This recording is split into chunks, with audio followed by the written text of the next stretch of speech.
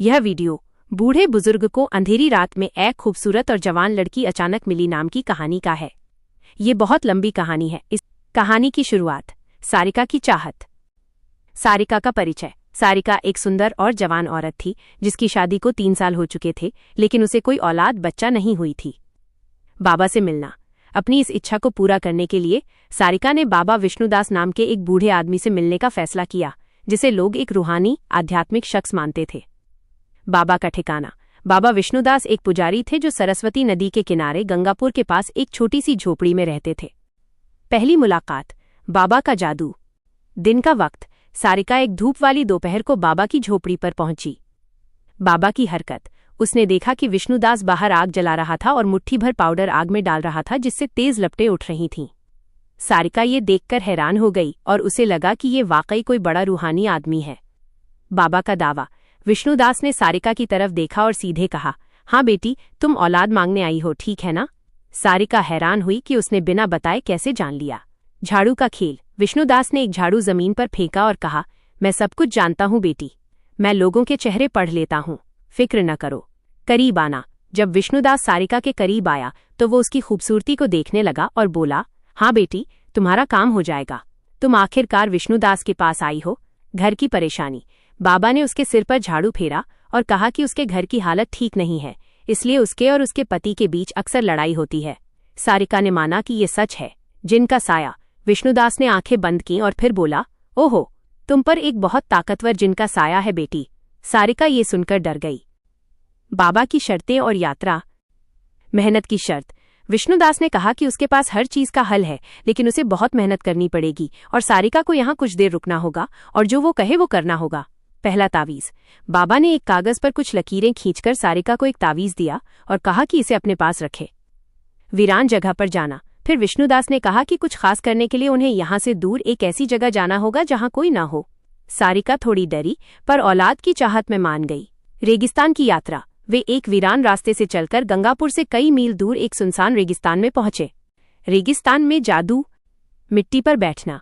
विष्णुदास सारिका को रेगिस्तान के बीच में ले आया और कहा कि वो मिट्टी पर बैठ जाए। जादू का असर।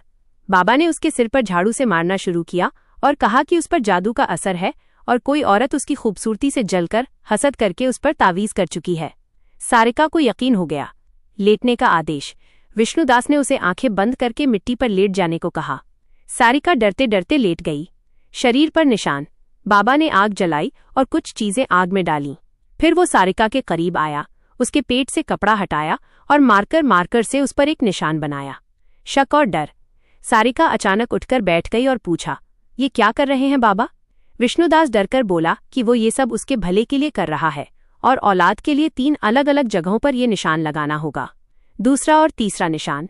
सारिका हिचकिचाई पर मान गई। विष्णुदास ने उसे पलटने को कहा और फिर उसकी कमर और पेट के निचले हिस्से पर मिट्टी और मार्कर से निशान बनाए। कंट्रोल। विष्णुदास ने दिल में सोचा, बस अब ये पूरी तरह मेरे कंट्रोल में है। गहराई में जाना। फिर उसने सारिका के माथे पर निशान बनाया और कहा कि अब उन्हें उस जिन को पकड़ने के लिए रेगिस्तान की और गहराई में जाना होगा। समुद्र और पहाड़ों का सफर। समुद्र पर डुबकी। बाबा ने कहा कि अब उन्हें समुद्र के किनारे जाना होगा और वहां कुछ कत्ल, बाद में वो बात बदलता है, करना होगा। सारिका बहुत हैरान हुई पर मान गई। 7 डुबकियां। समुद्र के किनारे पहुंचकर विष्णुदास ने सारिका को 7 डुबकियां लगाने को कहा। सारिका ने 7 डुबकियां लगाईं, जिससे उसके कपड़े गीले हो गए। चौथा काम।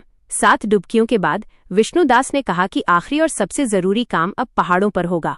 पहाड़ पर लुढ़कना। पहाड़ों पर पहुंचकर विष्णुदास ने सारिका को एक ढलान पर चढ़ने को कहा और फिर नीचे लुढ़कने को कहा। वो नीचे खड़ा उसे अपनी बाहों में संभालता रहा। विष्णुदास की नीयत। तीसरी बार लुढ़कने पर विष्णुदास ने उसे मजबूती से पकड़ा और कहा, तुम बहुत खूबसूरत हो सारिका। सारिका डर गई और खुद को छुड़ाया। झोपड़ी में आखिरी जाल।